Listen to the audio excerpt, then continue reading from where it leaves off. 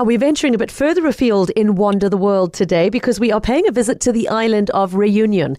And for those who don't know, this is a French overseas department located in the Indian Ocean. It's less than 200 kilometers southwest of Mauritius. And in fact, if you've ever been on a Mauritius holiday, chances are pretty high you actually flew over Reunion, either going there or coming home again. And if you had a very nice pilot, he might have told you to look out the window and spot the famous volcano, because it is home to one of the most active volcanoes in the world, which we'll talk about in a little while.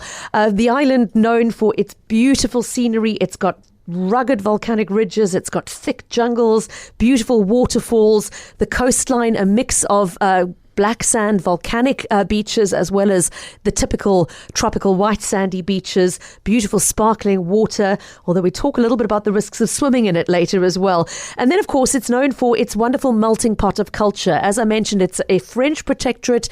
It's got a long history, though, of having been home to indentured labour from the Far East as well. So it's a real melting pot of European and Asian and Creole culture. And if you would like the opportunity to explore it on foot, please pay attention to this interview, because my guest who is with me in studio today is actually going to be leading a hiking expedition in Reunion in July of this year. And if you have already been there and would like to share with us what you experienced, perhaps what the highlight was for you, we would love to hear from you on the WhatsApp line 072 567 1567. It's actually a welcome back to the show to adventure guide Santie Gouw, who has for many years been leading wonderful guided hikes around the Cape. You might have heard her referred to as the Fynbos Whisperer, but she is venturing into a very different kind of terrain this time round. Santie, great to have you with us today. Welcome. Hello, Pippa. It's really awesome being here. Nice to see you in person this time. Obviously not the first time you've led significant hiking expeditions, but is it the first time you've led one in Reunion? This will be the first one that I'm leading in Reunion. Okay. In fact, there will be a Reunionese, English-speaking Reunionese registered guide along on the trip we're doing in July, as I'm registered to lead hikes in Cape Town, but not on Reunion Island. Okay, so you are gathering together the group and helping, but I love that fact that you've got a local guide who's obviously also going to be, I would imagine, a great wellspring of information about what you are looking at and the areas you're walking through. Absolutely. Having said that, though, you yourself have done a fair amount of hiking there already individually, haven't you? I have, yes. Yeah. I did 2 solo crossings of the island. The first one was in December of 2019.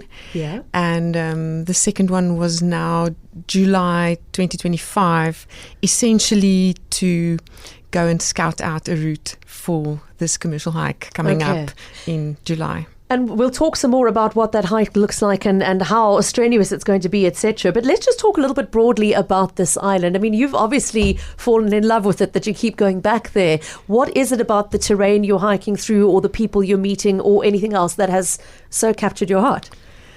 Oh, it is absolutely mind-blowingly spectacular in terms of scenery. Yeah. So it hosts the highest peak in the Indian Ocean, the 3-kilometer high Piton des Neiges, on an island the size of the area between Cape Town and Paarl. So imagine Table Mountain rising out 3 times higher in that small space. And it's got massive, gigantic craters. And then also this volcano that is the most active volcano, one of the most active volcanoes on the planet. Piton de la Fournaise, which I think erupted just a few weeks ago, I saw when I was reading up this morning. And I mean, it erupts quite regularly, but they're not sort of life-endangering eruptions for the most part, from what I hear. How do you manage that risk if you're walking through an active volcano area? So they close off the area that is close to the active volcano when it erupts, and obviously they have measuring equipment and so on that they can measure in advance when it will erupt. It's also The volcano is the similar type of volcano to the Hawaiian volcanoes, where it's lava outpours rather than a massive gas explosion. Okay. Yes. So it's managed really well by the authorities there. Yes. And I mean, just to emphasize the point, this is not like it's going to come out of the blue. The sophistication of the monitoring equipment these days really gives you advance warning that something is happening. So that's not something to be too worried about if you are thinking of signing up. I mean, you've mentioned the wonderful scenery, the natural amphitheatres, the cirques they're called, the waterfalls, those beautiful land masses where former lava flows have drizzled over into the ocean and hardened. I mean, it's just from this the photography I've seen of this island, it looks spectacularly beautiful. What about the culture? Have you had a chance to spend any time in the capital, Santie Gouw, or visit any of the villages? A little bit in Santie Gouw, but mostly where I've experienced the culture is in Cirque de Mafat, which will also be the first 4 days of the coming July's hike, where it is a rural mountain culture, where these small, tiny little villages exist in the mountain, where previously slaves ran away and established these villages. So it's really uninhabitable terrain in actual fact. The only way to get there is to walk. And now these have been turned into backpackers, or mountain gîtes, as the French call them. And you get to experience the food and the people, really a mountain, rural mountain culture in that area. What a special way to so will you be staying overnight in people's homes and these gîtes in between the hiking days? Yes, in the gîtes, on the hiking nights. Yes, fabulous. I mean, what a way to just immerse yourself in a different culture. Now, 9 days of hiking. How strenuous the hiking? Is this aimed at a really, really fit hiker, or is this the weekend warrior? Because I know it's nominally slack packing, but it's pretty up and down. I know from having interviewed somebody who ran it a couple of a year or two ago. It's very, very up and down, lots of ascent and descent. So let's talk about who this hiking expedition is aimed at. So this is one of your bucket list kind of hikes. You know, if you're the kind of person that's already done Kilimanjaro or Everest Base Camp, then Reunion should be the next one on your list, or I would even put it first. So it is a hike that you would definitely need to prepare for, but it's only 3,000 meters above sea level at the highest point, so there's no issue around altitude sickness or anything like that. It's also a tropical island, so even though we're going in July, it's the coldest place is essentially on top of the highest peak, and then it overnight gets like -1 degree or so, not like you in -40 degree kind of temperatures. And then it's 9 days of hiking. The hike that I'm offering is essentially hiking totally across the island. 4 days of hiking, 1 day of rest in between, and then 4 more days of hiking.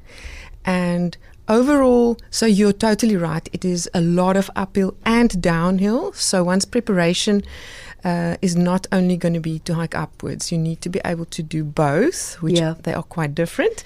And overall elevation gain over the 9 days of 95 kilometers of hiking is 6,500 meters if you count it all together, all the uphills. Okay. So it is significant. And a good set of knees required. Absolutely. Yes. Okay. And as you said, the muscles that are called upon for the downhill are very different from the ones going uphill. And absolutely. I say that having hiked down from Table Mountain on Friday morning and gotten out of bed on Saturday and went, there are muscles there I didn't know I had before this.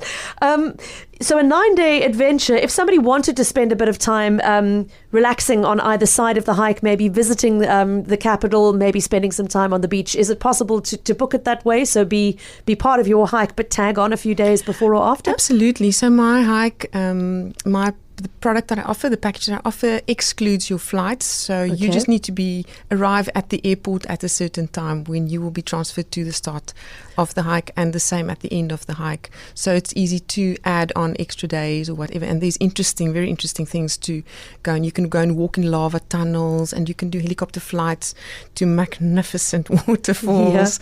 Yes, it's worth a visit, spending time. And I just have to say, if you are thinking, maybe a few days of swimming and surfing on either side, just be aware of the water limitations. Now, it is gorgeous tropical water. It's beautiful, sparkling, inside reefs, etc. But it's important to mention that there has actually been, for many years now, a restriction on surfing and swimming and snorkeling in large parts of Reunion because of the shark attack risk. And it's not to say that you will not be able to swim. There are plenty of designated areas with sort of protected swimming areas.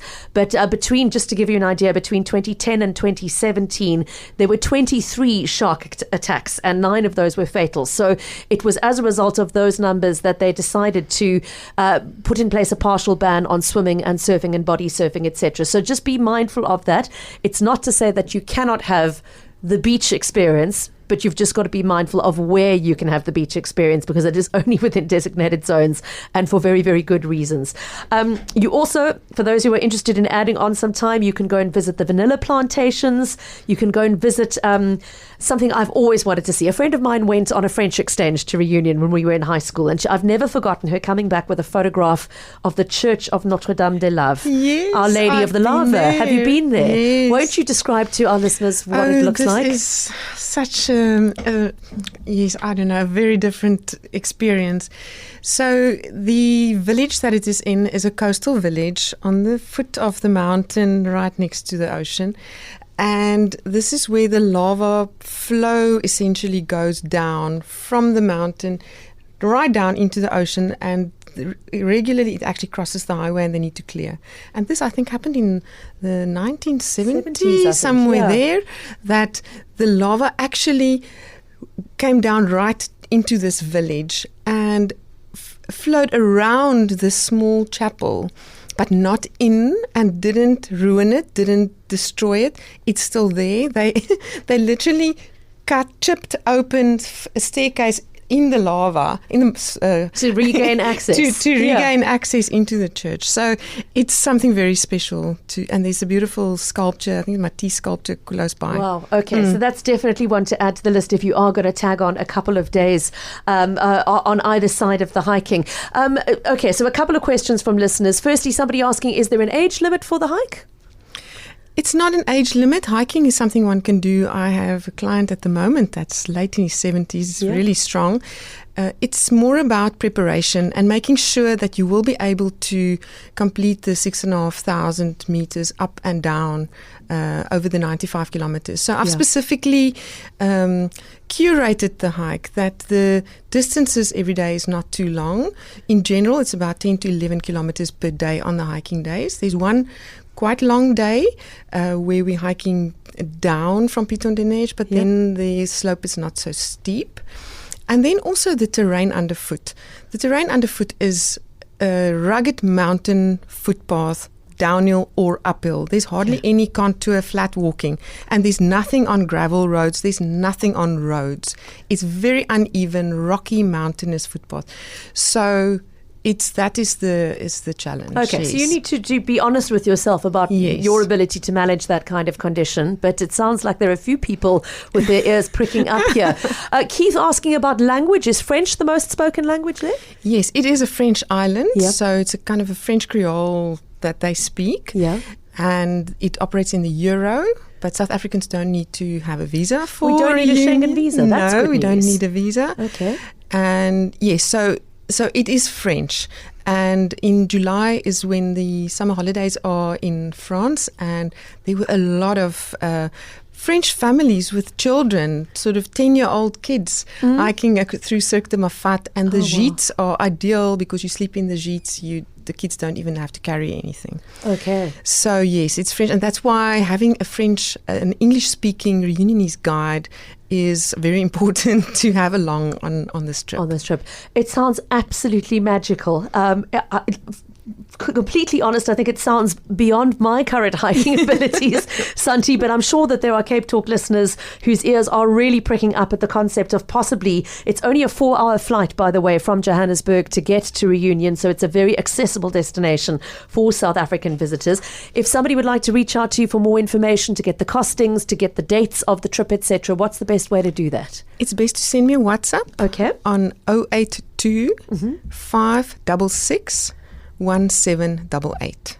082 566 1788. And if you are driving and couldn't jot that down, I've made a note of it. I'm also in email connection with Santie, so I can connect you to take the conversation further. How many spaces still left in the party?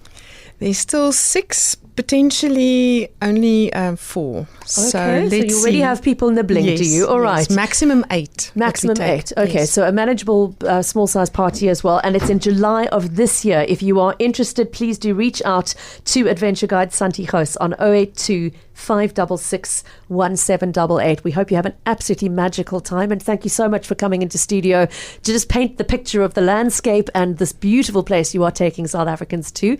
We hope you all have a wonderful experience. Thank you, Pippa. Thank you, Santie Gouw.